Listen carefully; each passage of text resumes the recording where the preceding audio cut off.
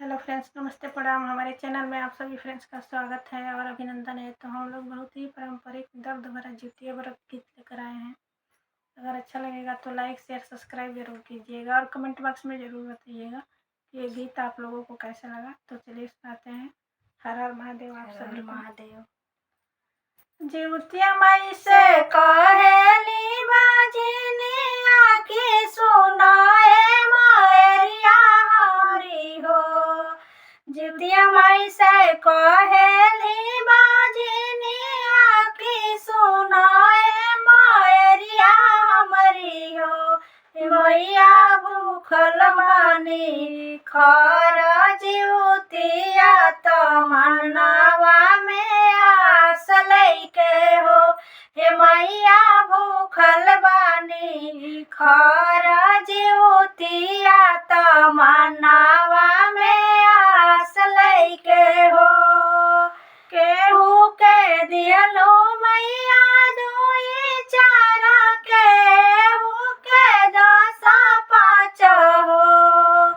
केहू के दियलो मैया दुई चारा, केहू के 10 5 हो।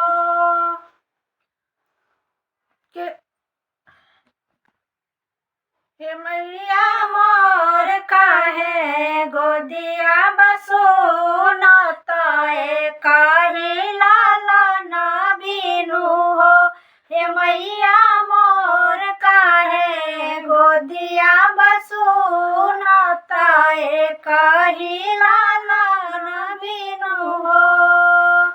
तू तहाऊ जीवन दानी मैया कुलावा बढ़ावेलू हो। तू तहाऊ जीवन दानी मैया कुलावा बढ़ावेलू हो।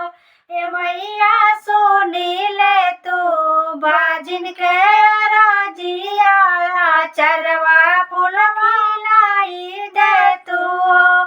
ए मैया सुनी ले तू बाजिन के राजिया, चरवा फूल खिलाई दे तू हो।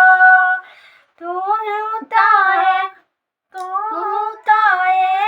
मैया चिल्हारा के दिहालू लाला नावानु हो।